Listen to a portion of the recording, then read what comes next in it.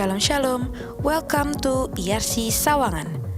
Mari ikuti ibadah-ibadah IRC Sawangan dengan antusias, dengan minat, ikut memuji, ikut bernyanyi, membawa Alkitab, dan persiapkan catatan, serta aktif di live chat. Kirimkan pokok doa Anda ke WhatsApp 0812 8398 8838. Tim Prayer Call Center akan menghubungi Anda. IRC Sawangan tetap melayani pelayanan penyerahan anak, baptisan air, KKJ, dan pelayanan pernikahan yang bisa dilakukan secara online ataupun offline disesuaikan dengan keadaan. Info lebih lanjut dapat menghubungi hotline IRC di nomor 0817 190 197.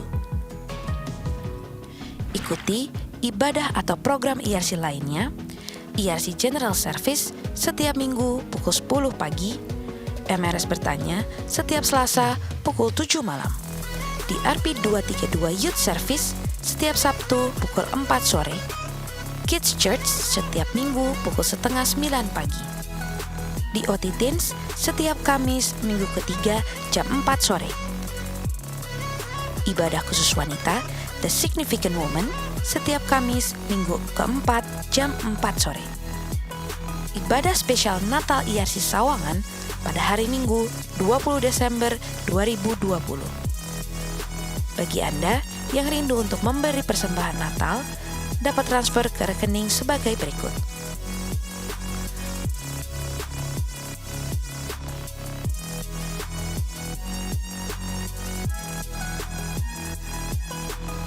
Mari persiapkan persembahan umum, perpuluhan, diakonia, dan ucapan syukur yang dapat dilakukan melalui transfer bank BCA atas nama GPI Sawangan di nomor 3190 143961. Jangan lupa untuk terus follow Instagram dan like fanpage Facebook kita di IRC Sawangan.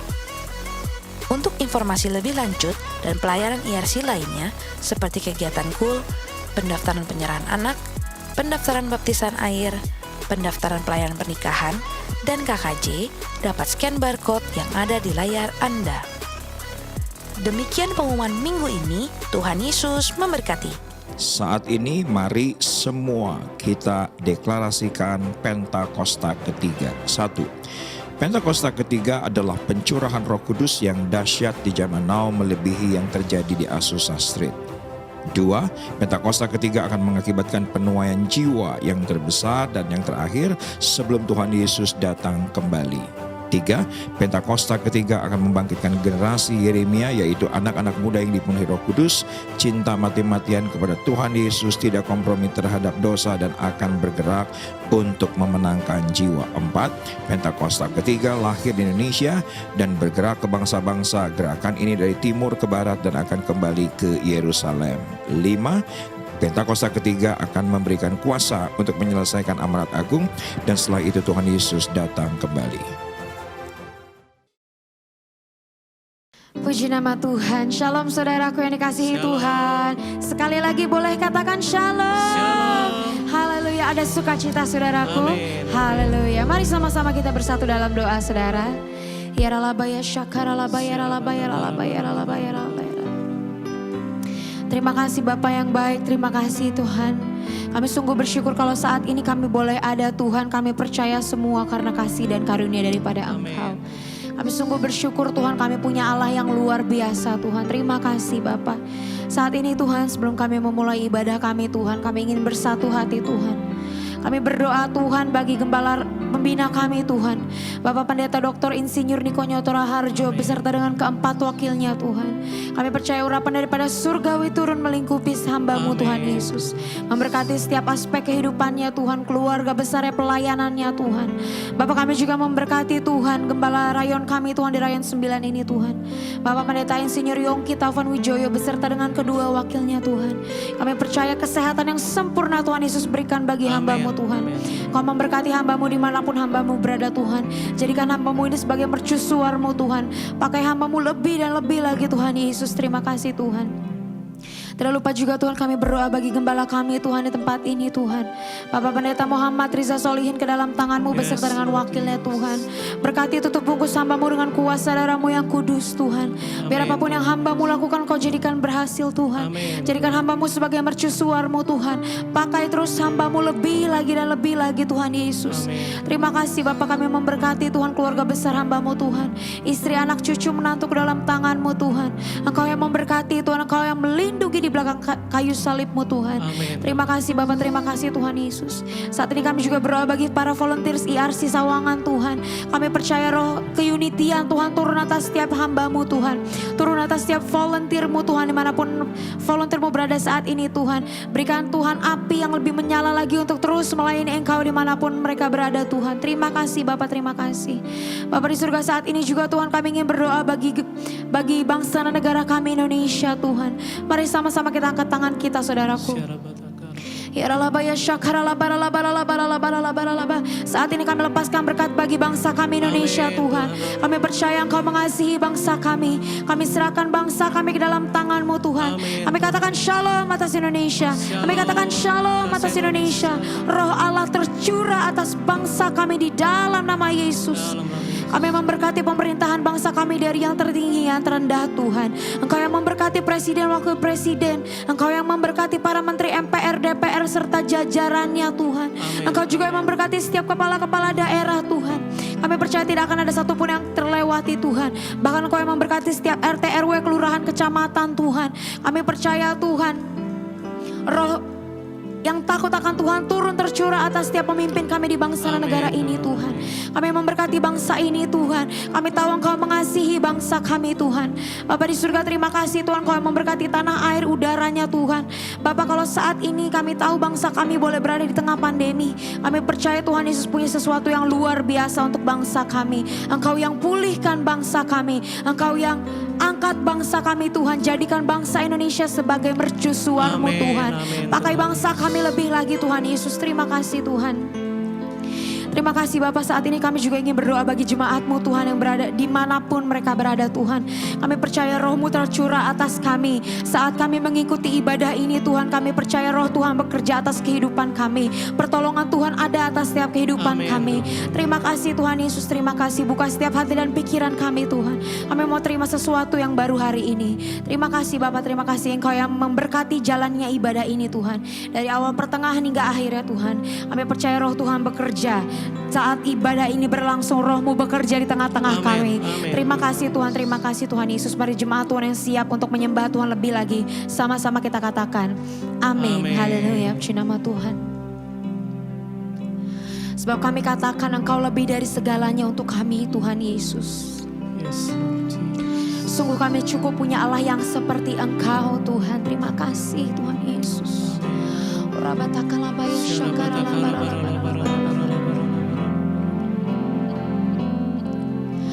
Lord, you're more than anything. You're more than gold, more than anything. Lord, you're everything to me. I will never let you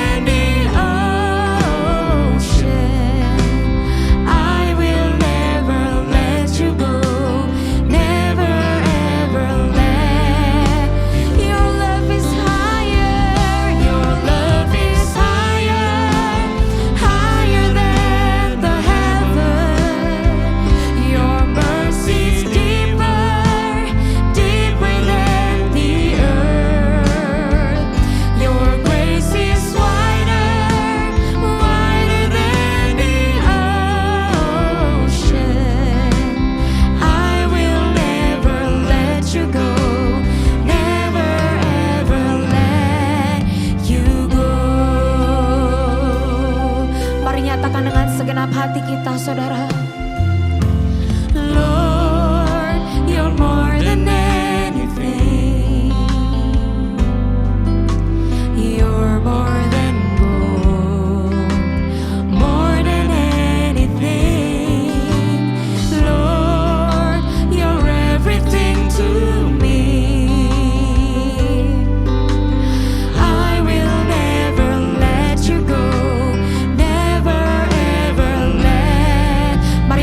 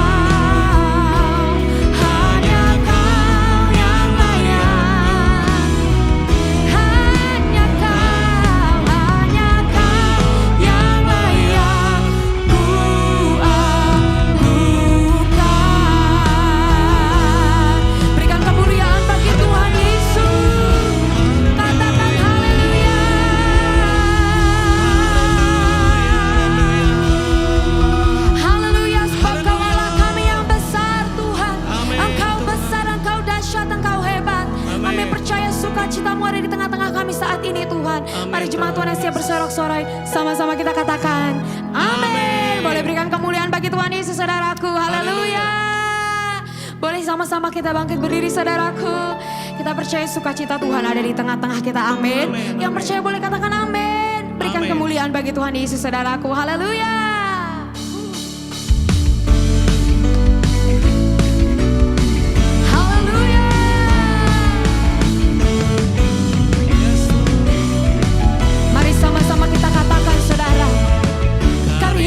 Mempesonaku, kau angkatku dari kelam, kasih tulus memberi warna. Amin. Kau buang semua gelisah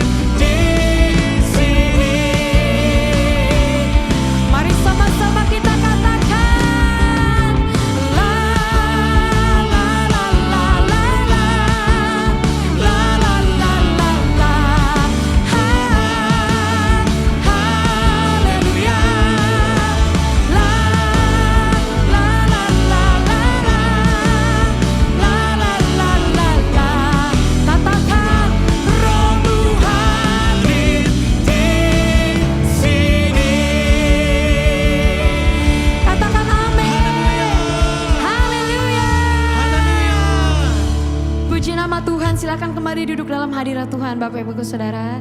Haleluya, nama Tuhan. Mari kita siapkan hati pikiran kita lebih lagi Bapak Ibu Saudara. Kita mau sembah Tuhan lebih lagi saat ini. Terima kasih Tuhan Yesus, kami punya Allah yang luar biasa, kami punya Allah yang sungguh baik Tuhan. Untuk itu kami ada Tuhan saat ini, kami mau terus menyembah Engkau. Kami mau terus memuji nama-Mu Tuhan, sebab hanya Engkau yang layak kami tinggikan Tuhan Yesus.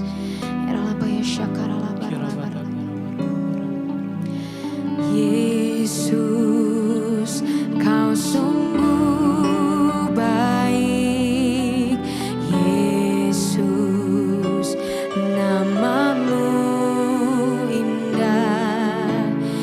Yesus, ku cinta Kau selalu. Ku tinggikan, ku agungkan selamanya. Yesus, Kau sungguh baik. Yesus, nama-Mu indah. Yesus, ku cinta Kau selalu. Ku tinggikan, ku agungkan selamanya. Ku mau memuji-Mu, ku selalu puji-Mu. Ku mau menyembah-Mu, ku selalu sembah-Mu. Kau yang layak terima semua pujian, kemuliaan hanya bagi Tuhan. Ku mau memuji-Mu, ku selalu puji-Mu. Ku mau menyembah-Mu, ku selalu sembah-Mu. Kau yang layak terima semua pujian, kemuliaan hanya bagi Tuhan. Boleh berikan kemuliaan yang paling baik untuk Tuhan Yesus.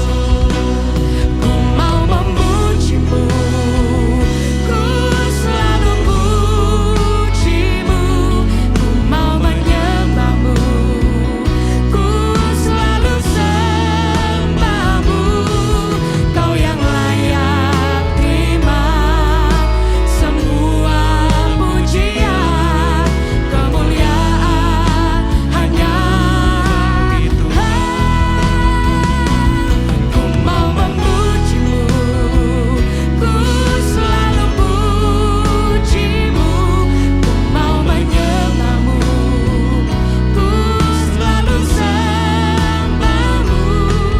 Kau yang layak terima semua pujian, kemuliaan hanya bagi Tuhan. Haleluya. Ku mau memuji-Mu, ku selalu puji-Mu. Ku mau menyembah-Mu, ku selalu sembah-Mu. Kau yang layak terima semua pujian, kemuliaan hanya kemuliaan hanya bagi Tuhan. Kemuliaan hanya bagi Tuhan. Berikan kemuliaan bagi Tuhan Yesus, saudara. Haleluya. Sebab kami hidup Tuhan hanya untuk menyembah dan memuji Engkau Tuhan. Kami mau serahkan seluruh hidup kami mau serahkan seluruh penyembahan pujian kami Tuhan. Terima kasih Tuhan, Kau sungguh baik. Kami katakan sekali lagi Tuhan, Engkau sungguh baik. Terima kasih. Saat ini Tuhan kami mau mendengarkan firman-Mu Tuhan. Kami percaya Engkau yang bukakan setiap hati dan pikiran kami. Sebab kami haus dan kami lapar akan Engkau. Kami haus dan kami lapar akan firman-Mu Tuhan.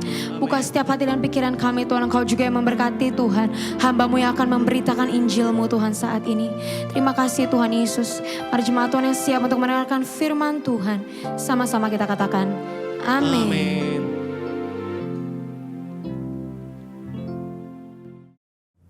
Puji nama Tuhan, jemaat IRC Sawangan yang Tuhan kasihi.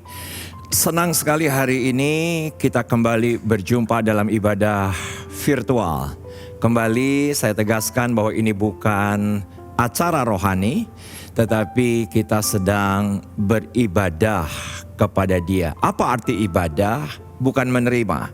Arti ibadah adalah kita memberikan sesuatu kepada Tuhan. Dan biarlah hari ini dengan segenap jiwa, dengan segenap kekuatan, dengan segenap akal budi kita beribadah. Nah, saya tahu kata segenap itu adalah daya. Arti daripada segenap itu adalah semangat. Arti daripada segenap itu adalah kekuatan. Arti daripada segenap itu adalah antusiasme. Maka kepada semua jemaat IRC Sawangan yang mengikuti ibadah ini melalui Facebook, RCTI Plus dan YouTube, saya akan berikan judul tema khotbah untuk minggu kedua di bulan Desember ini, yaitu adalah Divine Energy.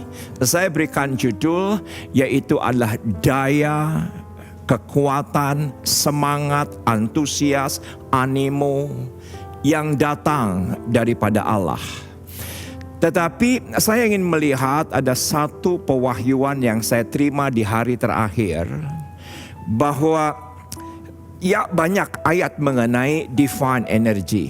Karena semua kita tahu kelahiran Kristus itu adalah divine energy, di mana sorga dengan segenap kekuatannya menyerahkan Yesus 2000 tahun yang lalu untuk lahir dalam hati kita. Tetapi yang saya ingin bahas justru dari ayat yang begitu mengiang setiap harinya dalam kehidupan saya, yaitu dari Efesus pasal yang keempat. Karena bagaimanapun juga manusia di dalamnya punya energi, punya kekuatan, punya animo, punya daya yang besar. Yang saya lihat dari satu kata yang sangat manusiawi, yaitu adalah marah. Rasanya semua orang pernah marah. Rasanya semua orang bisa marah. Dari ketika dia kecil bahkan sampai dewasa sekalipun, yang namanya emosi, perasaan marah itu sepertinya sudah built in, sudah menyatu dengan yang namanya manusia.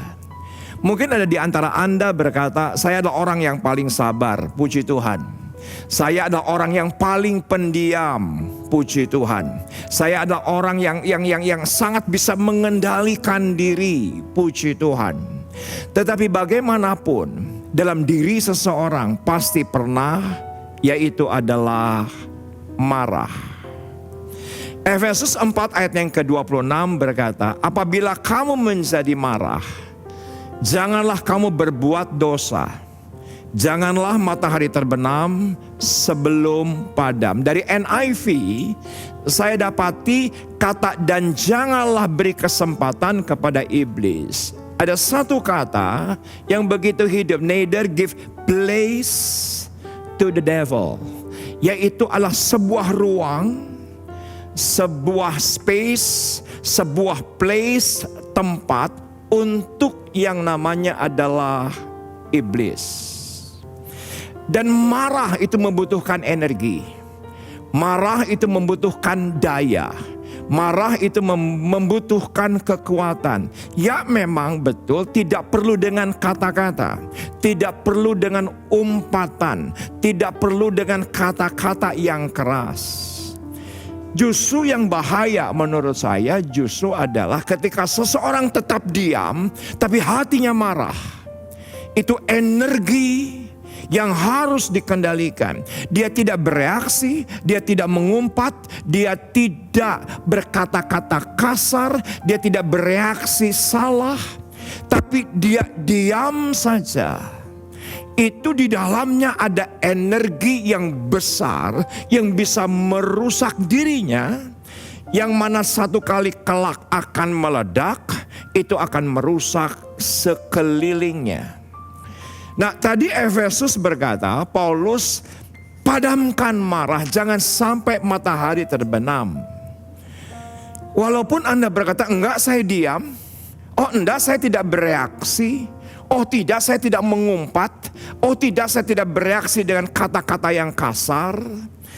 Tetapi ketika marah sebelum matahari terbit dan tidak diselesaikan, itu punya daya ledak, itu punya daya hancur, itu punya energi yang besar. Efesus 4 tadi berkata bahwa itu akan membuat kesempatan, opportunity for the devils. Alkitab berbahasa Inggris dari NIV menggunakan kata give place, tempat, ruang untuk iblis.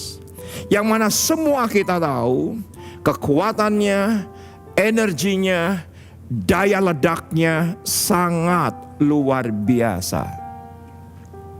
Perhatikan slide ini. Marah adalah surat izin. Marah adalah pintu masuk iblis dan sakit penyakit ke dalam ruang hidup kita. Kenapa saya katakan sakit penyakit? Karena kalau Anda Google, bukan hanya iblis yang masuk, tetapi darah tinggi akan masuk.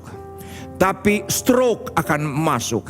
Disfungsi paru-paru, disfungsi jantung, disfungsi pencernaan. Karena satu kata, yaitu adalah marah.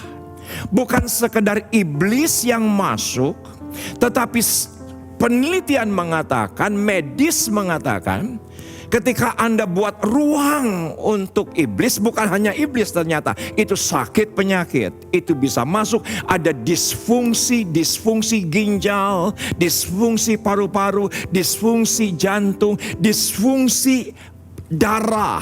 Yang semua kita tahu, lu jangan marah-marah dong, lu ntar stroke, ntar lu darah tinggi. Itu bukan sekedar umpatan atau ledekan, tapi itu benar adanya. Marah justru bisa jadi energi besar untuk meraih kesuksesan jika dikelola dengan baik. Ini penting. Mungkin ada di antara Anda berkata, Pak Pendeta kok khotbahnya gak nyambung antara divine energy tetapi dari sisi marah. Bukankah marah itu dari iblis? Tetapi saya ingin tegaskan, begitu banyak orang sukses. Kenapa? Karena pada awalnya merasa tidak senang karena dihina. Betapa banyak orang yang berhasil saya dapati dari biografi, dari autobiografi yang saya baca, begitu banyak orang yang berhasil karena diperlakukan tidak senang. Kenapa? Karena dirugikan, karena diperlakukan tidak adil, ada kemarahan di dalamnya, dan itu adalah energi yang ketika sebelum matahari terbenam, bila tidak dikelola, itu menghancurkan. Sakit penyakit akan masuk, tetapi kalau energi itu yang besar dikonversi secara ilahi, itu akan jadi kekuatan hebat, kesuksesan. Saya berani bilang bukan hanya di bumi tapi juga di sorga. Saya punya pengalaman sebetulnya, maka saya berani khotbahkan ini. Dulu waktu pertama kali saya keluar dari pekerjaan tahun 1999, saudaraku, tahun 2000-an, saya ketika itu dipercayakan oleh almarhum Omnyo untuk khotbah di FA. Khotbah di Pedurenan, khotbah di Curug, khotbah di Rawakalong, khotbah di Tulang Kuning. Setiap hari saya khotbah. Setiap hari deh tahun 2000. Kalau nggak ada yang ngundang, saya yang kasih kepada mereka. Undang saya dong, toh di FA. Dan apa yang terjadi? Ternyata itu satu perjalanan yang luar biasa indah. Dalam kehidupan saya hanya pelayanan khotbah di Komsel. Tetapi saya tidak pernah bisa lupa memasuki tahun 2001, 2002, 2003. Saudaraku, saya tidak lagi di FA, mulai di persekutuan doa, mulai di gereja, bahkan sudah lintas gereja, lintas denominasi, hanya dalam waktu 2-3 tahun. Dan apa yang terjadi? Saya tidak pernah bisa lupa. Saya pernah mendengar dari seorang sahabat, sampai hari ini masih sahabat saya. Saya mendengar perkataan, ledekan, penghinaan yang keluar dari mulutnya dan sampai kepada telinga saya. Dia bilang begini, saya tidak malu mengatakan kepada Anda, Pendeta Muhammad Riza Solihin sekarang khotbah di mana-mana karena dia bekas agen asuransi. Saudaraku, itu penghinaan. Itu sesuatu yang tidak menyenangkan. Dan rasanya ingin marah begitu. Rasanya ingin marah begitu. Tetapi apa yang terjadi? Saudaraku, dari situ saya banyak belajar. Dari situ saya memperbaiki diri. Dari situ saya upgrade diri saya. Karena saya tahu persis banyak orang berhasil itu ketika dia mengkonversikan energi marah menjadi sesuatu yang ilahi, yang divinely, yang sorgawi. Saya juga mau kasih kesaksian nih. Waktu kita terakhir tanggal 15 Maret ibadah offline di gereja. Tanggal 22 Maret kami tidak membuat gereja online. 29 Maret kami tidak membuat gereja online. Dan semua Anda bisa mengikuti di channel di YouTube, di RCT Plus dan juga di YouTube. Kami mulai membuat seri khotbah yaitu sejak bulan April. Dan Anda tahu, harus setiap minggu yang saya khotbah. Saya nggak mungkin undang pengkhotbah lain. Karena social distancing, mereka juga nggak mau ke Sawangan, jauh. Jadi akhirnya saya yang berkhotbah. Itu pun masih ada yang DM saya, ada yang WA saya. Lu kok sekarang setelah khotbah online tambah berantakan hermeneutiknya? Kok lu tambah berantakan sistematikanya? Saudaraku, saya minta maaf. Dulu untuk satu outline khotbah, saya bisa gumulkan dalam 1 bulan. Sekarang setiap minggu kejar setoran. Minta sama Roh Kudus, Tuhan tolong. Tuhan tolong. Dengan segala keterbatasan. Wah, lu kalau khotbah kayak begitu, kalau gua jadi dosen penguji pengkhotbah, lu gak bakal lulus. Saudaraku, itu bukan perkataan yang menyenangkan. Tetapi apa yang terjadi? Saya konversikan, saya kelola dengan baik. Yaitu ketika rasa tidak senang karena diperlakukan tidak adil, rasa tidak senang ketika dihina, rasa tidak senang karena diperlakukan kasar. Saya tahu persis, saudaraku, banyak orang berhasil ketika dia mengkonversikan rasa marahnya. Itu akan jadi kekuatan besar, energi besar, animo besar untuk yuk belajar, yuk upgrade diri. Kita sampai pada titik ini, saudaraku, saya banyak sekali dapat masukan. Masukannya kadang ya cuman mengkritik, ya cuman menghina. Buat saya tidak masalah.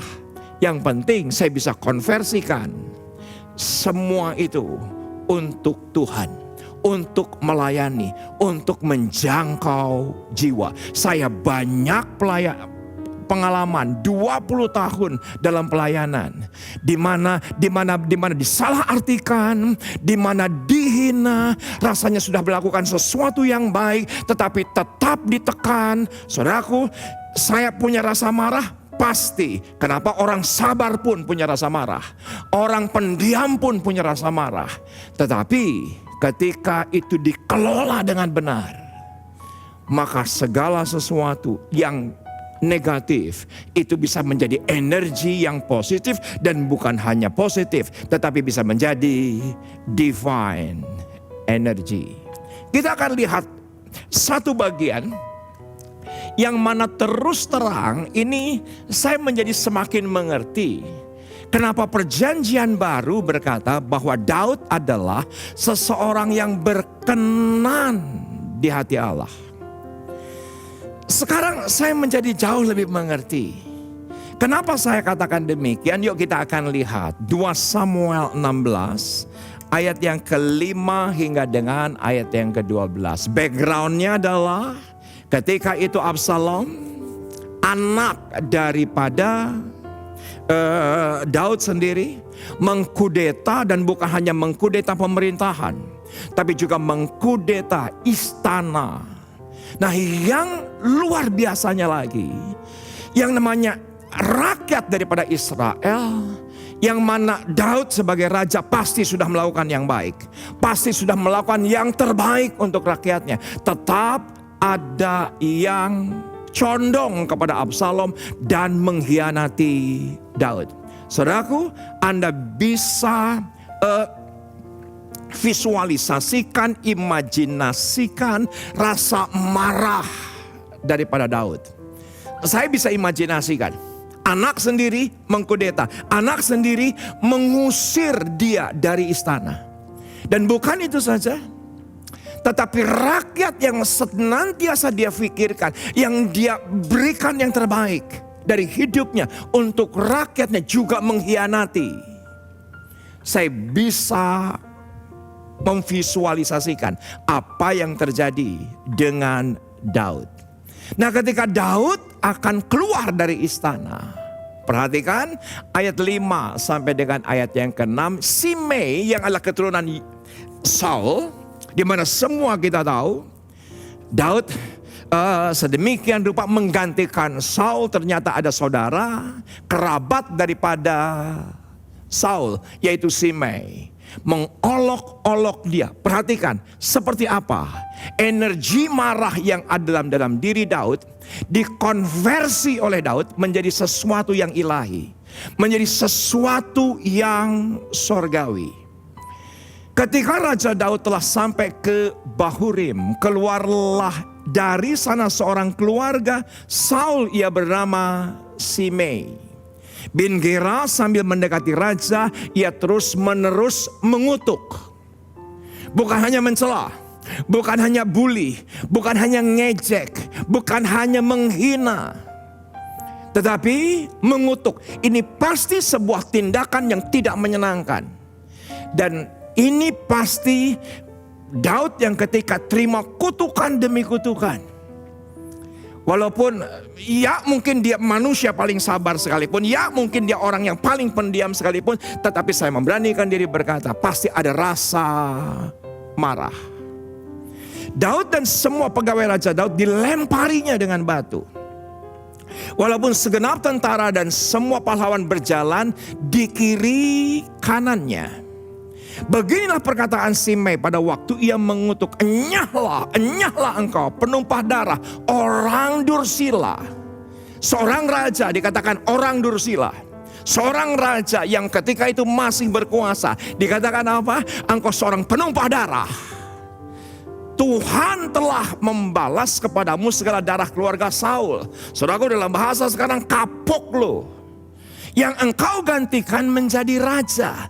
Tuhan telah menyerahkan kedudukan raja kepada anakmu Absalom. Sesungguhnya engkau sekarang dirundung malang karena engkau sekarang seorang penumpah darah. Lalu berkatalah Abisai, anak Zeruya, kepada raja. Inilah salah seorang daripada triwira. Ini salah seorang daripada pahlawan Daud, yang mana sedemikian rupa dekatnya terkoneksi. Ini anak rohani daripada Daud. Apa yang dikatakan? Apa yang dikatakan? Ayat berikutnya, kepada raja, mengapa anjing mati ini mengutuki tuanku raja? Izinkanlah aku menyeberang dan memenggal kepalanya. Abisai aja marah, apalagi Daud yang dihina secara langsung, yang dikutuki secara langsung. Dan apa yang terjadi? Tetapi kata raja, apakah urusanku dengan kamu? Hai anak-anak Zeruya, biarlah ia mengutuk. Sebab apabila Tuhan berfirman, tapi tolong perhatikan kata apabila, jadi belum tentu. Tapi inilah energi negatif yang dikonversi secara ilahi. Karena tidak ada ayat-ayatnya yang berkata bahwa Tuhan berkata kepada Simei untuk kutuki. Tapi ini sikap, ini reaksi. Saya ingin semua memperhatikan hal ini. Pasti ada kemarahan, pasti ada kekecewaan, pasti ada yang namanya hati yang tergores sedemikian rupa. Biarlah ia mengutuk, sebab apabila Tuhan berfirman kepadanya, kutukilah Daud, siapakah yang akan bertanya mengapa engkau berbuat demikian? Padahal menurut saya tidak ada yang namanya referensi Tuhan menyuruh Simei untuk mengutuki Daud. Tetapi ini sebuah tata kelola kemarahan. Ini namanya anger management. Ini anger management yang sedemikian hebat, yang negatif, menjadi sesuatu bukan hanya positif tetapi menjadi divine energy. Ini menjadi sesuatu kekuatan, daya, semangat untuk Daud terus melayani Tuhan. Dia upgrade dirinya. Dia tidak jatuh, dia tidak terpuruk dengan kutukan orang. Tetapi itu menjadi satu konversi daya ledak. Yang sekarang kita mengerti dan lebih lagi mengerti kenapa Daud begitu dikasihi oleh Allah. Pula kata Daud kepada Abisai dan kepada semua pegawainya, sedangkan anak kandungku ingin mencabut nyawaku. Terlebih lagi sekarang orang Benyamin ini, biarkanlah dia dan biarlah ia mengutuk, sebab Tuhan yang telah berfirman kepadanya demikian. Dan juga tidak ada indikasi Tuhan berbicara kepada Daud bahwa Daud, aku suruh loh Simei mengutuki engkau. Tidak ada referensi. Tetapi kata apabila di sini, Daud berkata bahwa segala sesuatu pasti seizin Tuhan. Kalau ada orang-orang di sekitar Anda yang mengecewakan Anda, kalau ada orang-orang yang di sekitar Anda, orang yang begitu dekat dengan Anda, yang sedemikian rupa menghina Anda harus cerdas secara roh. Dan Anda berkata, ya Tuhan, aku mau lebih baik. Ya Tuhan, ini menjadi titik awal aku alami kesuksesan besar.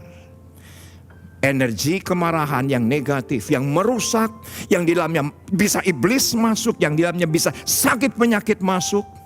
Justru kita bisa konversi untuk menyenangkan hati Tuhan. Mungkin Tuhan akan memperhatikan kesengsaraanku. Ayat 12. Dan Tuhan membalas yang baik kepadaku sebagai ganti kutuk orang itu pada hari ini. Saudaraku, betapa cerdasnya Daud. Dia berkata, biarkan dia mengutuki aku, biarkan dia menghina aku.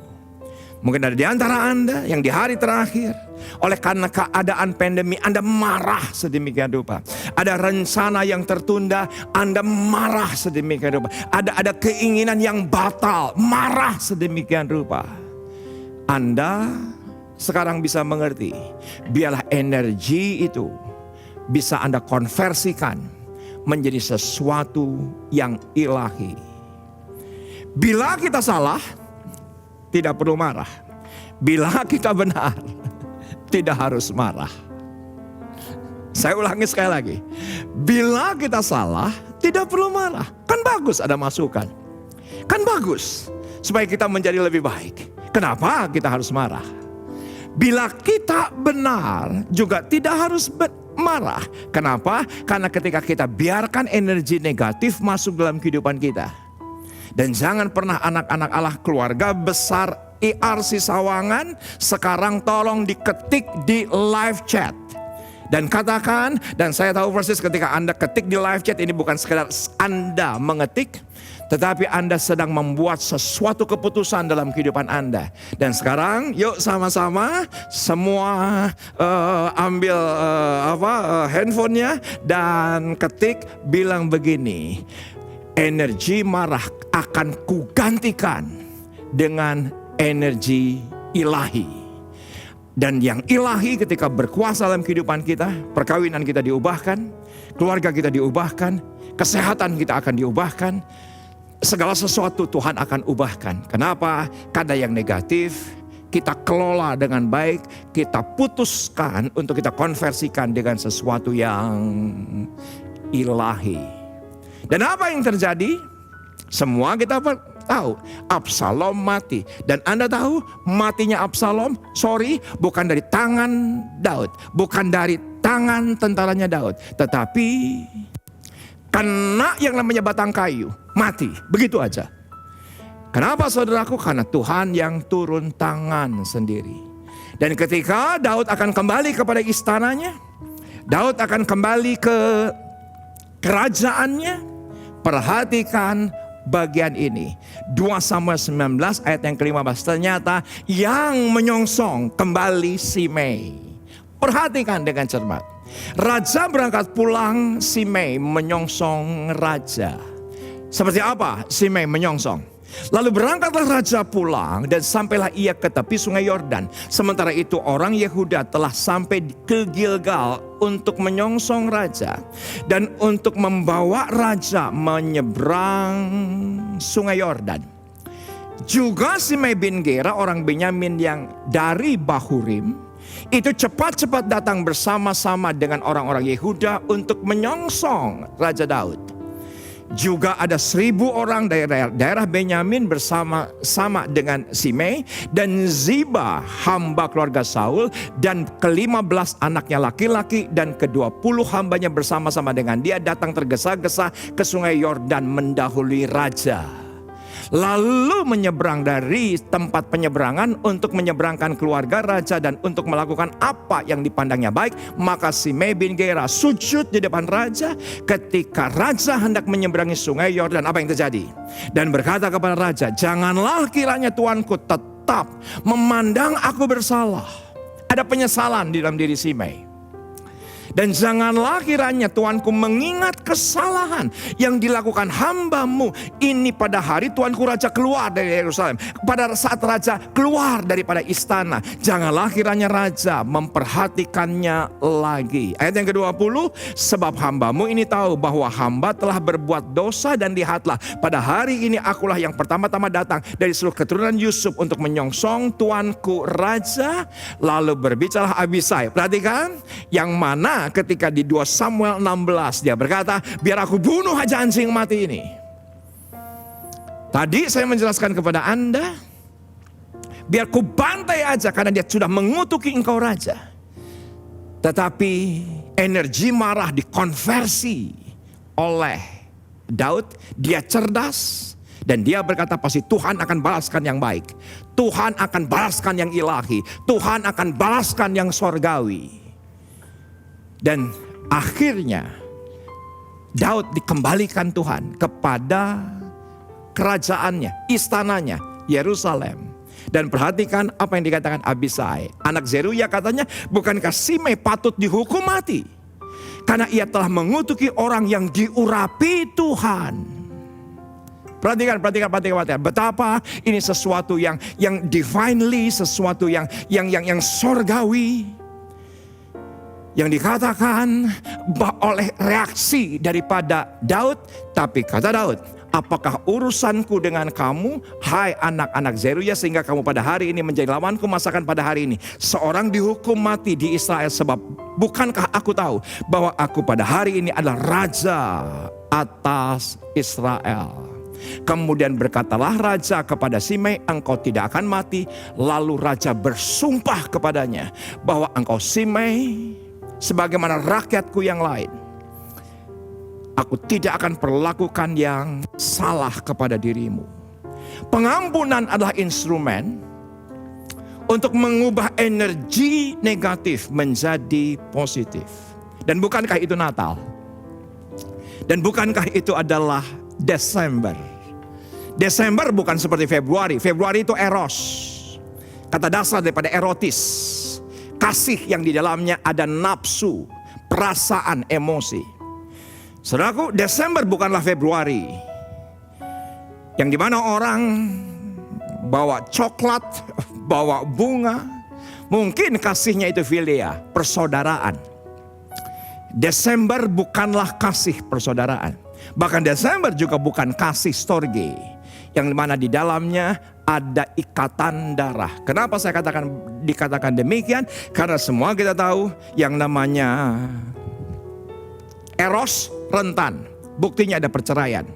Yang namanya philia, kasih persaudaraan rentan. Walaupun di gereja menyanyikan kau saudaraku, kau sahabatku. Buktinya gereja pecah. Buktinya gereja saling menghina. Saudaraku, kasih bulan Desember adalah agape. Yaitu adalah keikhlasan dia mengampuni kita. Dan Anda yang telah terima pengampunan, Anda yang telah terima Yesus, mungkin dia di hari terakhir Anda sedang marah dengan orang-orang di sekitar Anda yang menghina, yang memperlakukan Anda dengan tidak selayaknya, bahkan ada yang mengutuki Anda. Biarlah pengampunan adalah instrumen terindah, hadiah yang terindah, yang kita bisa berikan kepada diri kita sendiri. Mungkin Anda berkata, ini pengampunan untuk Anda. Bukan, pengampunan adalah untuk diri Anda sendiri. Dan hadiah yang terindah untuk diri Anda sendiri, yaitu Anda mengampuni dirimu sendiri. Itu adalah hadiah yang terindah. Dari segala kemarahanmu, dari segala energi negatifmu. Nah sekarang yuk sama-sama kembali live chat. Kembali live chat. Tulis begini, bahwa hadiah terindah untuk diriku adalah pengampunan. Saudaraku, saya senang dengan kesaksian keluarga dipulihkan. Saya senang dengan kesaksian toko diberkati. Saya senang dengan kesaksian pelayanan dipakai luar biasa. Tapi yang terindah adalah pengampunan. Dan ketika pengampunan itu Anda berikan kepada diri Anda sendiri, Anda akan lihat 2021. Semua kemarahan Anda di sepanjang tahun 2020 Tuhan akan gantikan dengan yang sorgawi. Tuhan akan gantikan dengan yang ilahi. Tuhan akan gantikan. Dan slide yang terakhir, Anda harus capture. Kalau bisa ditaruh sepanjang bulan Desember ini di apa case ya? Kalau yang di depan wallpaper. Jadi bukan karena mereka pantas menerima pengampunan, tapi karena kita pantas menerima kedamaian dan masa depan. Saya berani bilang, tanpa pengampunan tidak ada masa depan. Mungkin Anda berkata, oh Pak ada masa depan Pak. Karena saya bekerja dengan keras, karena saya sekolah dengan kerja keras. Saudara tolong perhatikan, tidak ada pengampunan, tidak ada masa depan. Tidak ada pengampunan, tidak akan pernah ada yang namanya damai sejahtera. Dan saya mau berkata kepada semua Anda punya hak atas masa depan Anda. Masa depan, pengharapan yang penuh dengan pengharapan dan gilang gemilang. Biarlah energi kemarahan yang dalam kehidupan kita dikonversikan oleh satu kata, pengampunan. Maka Anda punya hak untuk mendapatkan kedamaian. Dan Anda juga punya hak untuk masa depan yang penuh dengan pengharapan. Kenapa Yesus lahir 2000 tahun yang lalu? Hanya untuk satu kata, agar Anda punya masa depan. Kenapa Yesus mati mengampuni kita? Hanya untuk satu kata, yaitu agar Anda dan saya, keluarga kita, pelayanan kita, gereja kita, bangsa kita punya masa depan.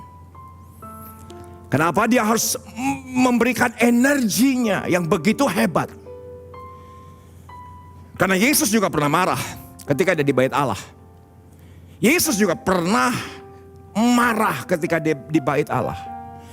Dan biarlah kemarahan ini digantikan dengan sesuatu yang ilahi, agar Anda dan saya punya masa depan. Dan saya tahu persis, masa depan ada di tangan Anda. Masa depan yang penuh dengan pengharapan.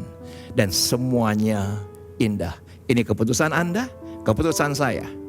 Yuk kita ambil keputusan. Kita punya masa depan.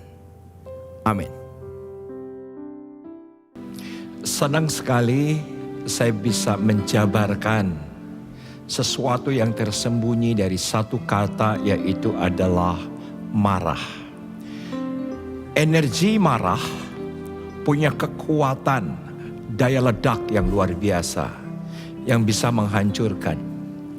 Tapi rasanya semua kita menjadi setuju dengan apa yang Tuhan paparkan hari ini. Ternyata energi marah yang negatif kita bisa salurkan menjadi positif. Karena banyak orang berhasil karena dari rasa marahnya menjadi terpacu, menjadi ingin lebih baik, menjadi ingin lebih berguna. Oleh karena rasa marah yang disalurkan dengan benar. Dan kita tahu yang mengkonversi rasa marah menjadi sesuatu yang positif, yang ilahi, yang sorgawi adalah satu kata yang luar biasa, pengampunan. Saya memberanikan diri berkata hari ini, tanpa pengampunan tidak ada masa depan. Tapi ketika kita hidup penuh dengan pengampunan, Anda dan saya punya masa depan. Amin. Saudaraku, Yesus lahir 2000 tahun yang lalu hanya untuk satu kata, pengampunan. Karena tanpa pengampunan tidak ada masa depan. Tanpa pengampunan tidak ada yang lebih baik. Dan kita bersyukur hari ini, ternyata rasa marah itu bisa dikonversikan kepada sesuatu yang sangat positif dengan satu instrumen sorga, yaitu adalah pengampunan. Amin.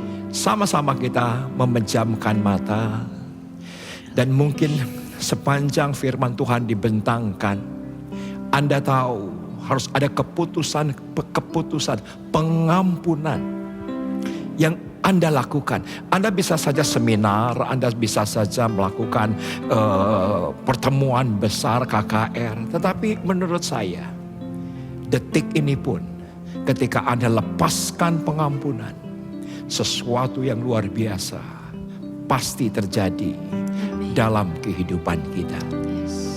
Kita taruh tangan kiri di dada dan kita katakan dan kita pujikan sebuah lagu penyembahan. Aku mau jadi roti yang terpecah bagimu.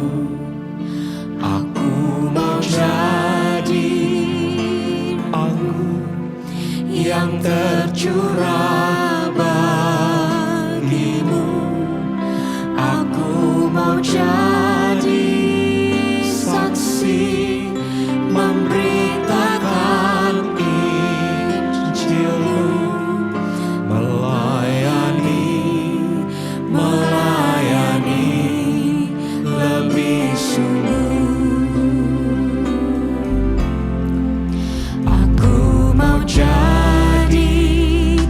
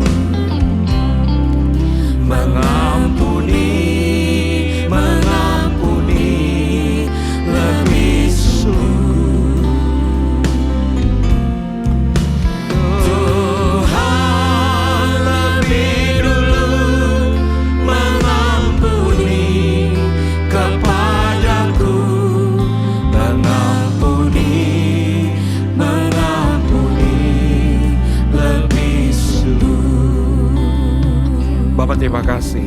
Aku percaya Tuhan, hadirat-Mu membebaskan. Amin. Hadirat-Mu memerdekakan. Amin. Segala kemarahan atas diri sendiri, atas orang-orang yang menyakiti kami, hari ini oleh karena kuasa hadirat-Mu, kami berkeputusan untuk mengampuni. Amin. Karena Tuhan yang terlebih dahulu mengampuni saya. Yes. Karena Tuhan yang terlebih dahulu mengampuni Yes. orang-orang yang pernah menyakiti sekalipun.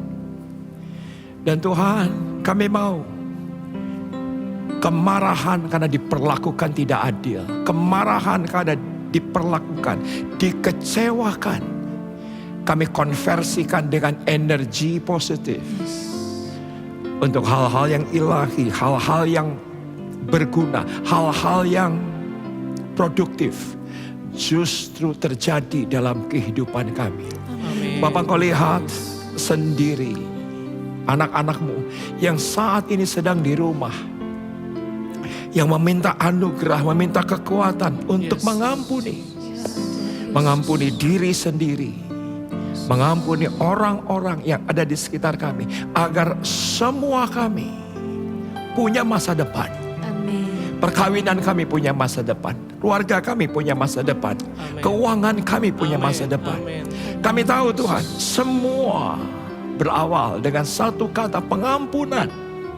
Karena itulah yang Tuhan lakukan dalam kehidupan kami. Sebelum Engkau memberkati kami, Engkau mengampuni kami. Yes. Sebelum kami alami terobosan, Engkau mengampuni kami. Sebelum kami disembuhkan, kami mengalami pengampunan itu. Amin, Yesus. Amin, Amin. Dan bila pengampunan itu, anugerah itu turun atas kami. Amin. Dan kami tahu, hari ini kami dimerdekakan. Yes. Kami Amin. dimampukan Amin, untuk Tuhan. mengampuni. Ya. Kami bersyukur Tuhan untuk pesan-Mu hari ini. Kami sungguh diberkati luar biasa. Yes. Dan kemuliaan hanya bagi-Mu. Dalam nama Yesus. Amin. Puji nama Tuhan. Beberapa hari lagi saya begitu excited, saya begitu bersemangat. Karena minggu depan kita akan mengadakan ibadah Natal bersejarah. Ibadah Natal secara online. Kembali saya tegaskan bahwa minggu depan tidak ada premier jam 10. Tapi premier kita tanggal 20 jam 7 malam. Jadi supaya kita lebih hikmat ketika candlelight, suasana di rumah sudah agak gelap. Jadi kita bisa menikmati bersama-sama keluarga besar IRC. Kita mengadakan ibadah Natal juga. Ini waktu yang baik untuk saya umumkan. Semua keluarga bisa bergandengan tangan, bisa bergumul dan bergegas untuk mempersiapkan dengan sengaja. Yaitu nanti kita di awal tahun kita akan membawa persembahan sulung kita. Saya percaya kita lakukan karena semata Dia terlebih dahulu mengampuni kita, Dia terlebih dahulu mengasihi kita, Dia terlebih dahulu memberkati kita. Kami mengucap syukur. Amin. Shalom saudara sekalian, pada kesempatan kali ini kita membahas doktrin penting untuk kaum Pentakosta yaitu bahasa roh. Bahasa roh anugerah besar bagi semua murid Tuhan. Di luar sana ada banyak pertanyaan dan perbincangan mengenai bahasa roh. Dan pada kesempatan kali ini kita membahas 3 pertanyaan yang sering ditanyakan oleh jemaat. Yang pertama, apakah bahasa roh bisa dipelajari? Nah saudara, jawabannya adalah tidak. Bahasa roh tidak bisa dipelajari. Secara konsisten dalam Alkitab kita melihat orang itu harus dipenuhi oleh karunia Roh Kudus. Lalu secara otomatis mereka akan berkata-kata dalam bahasa roh. Dalam Kisah Rasul pasal 2 ayat yang keempat. Maka penuhlah mereka dengan Roh Kudus. Lalu mereka mulai berkata-kata seperti yang diberikan oleh roh itu kepada mereka. Nah saudara lihat, mereka harus dipenuhi oleh karunia Roh Kudus baru mereka berkata-kata dalam bahasa roh. Contoh kedua, Dalam Kisah Rasul 10 ayat 44-46, ketika Petrus berkhotbah di keluarga Kornelius, maka turunlah Roh Kudus dari atas lalu memenuhi keluarga Kornelius dan mereka berkata-kata dalam bahasa roh. Jadi saudara, kita jelas bahwa bahasa roh itu secara otomatis diberikan langsung oleh Roh Kudus, bukan oleh manusia. Karena itu kita percaya tanda awal orang dibaptis Roh Kudus adalah dia berkata-kata dengan bahasa roh. Pertanyaan kedua, apakah orang yang tidak berbahasa roh akan masuk neraka? Jawabannya jelas tidak, saudara. Kenapa? Karena urusan surga dan neraka itu mengenai keselamatan. Dan orang percaya kita selamat by grace through faith. Karena kasih karunia melalui iman. Tidak ada indikasi mengenai bahasa roh. Meskipun begitu, orang percaya akan kehilangan manfaat besar kalau mereka tidak berbahasa roh. Ada beberapa manfaat yang dijelaskan oleh Alkitab. 1 Korintus pasal 14 ayat yang keempat mengatakan begini. Mereka yang berbahasa roh sedang membangun dirinya sendiri. Kata membangun di situ menggunakan kata oikodomeo. Artinya seperti orang membangun tembok. Batu bata demi batu bata dibangun sampai menjadi tembok yang kokoh.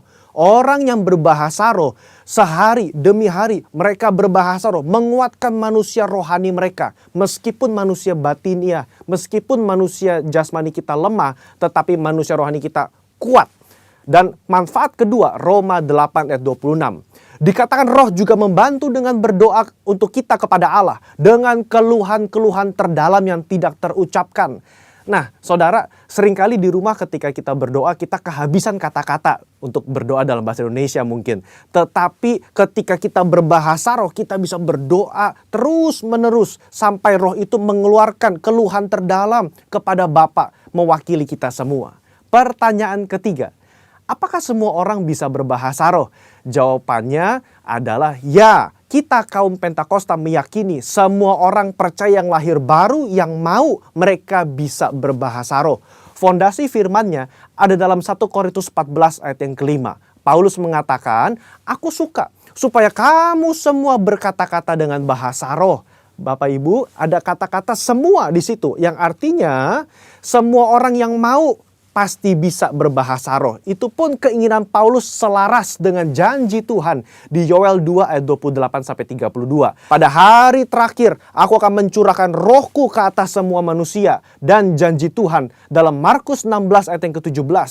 Tanda-tanda ini akan menyertai semua orang yang percaya. Yaitu mereka akan berkata-kata dengan bahasa yang baru. Sekian, saudara dikasih Tuhan, Tuhan Yesus memberkati.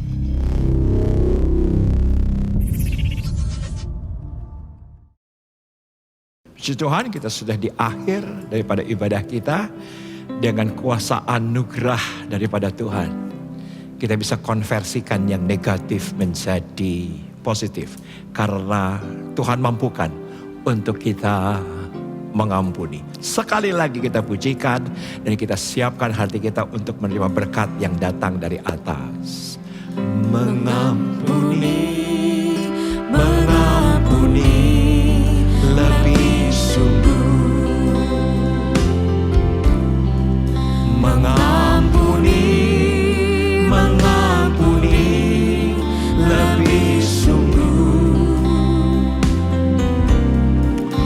Tuhan lebih dulu mengampuni kepadaku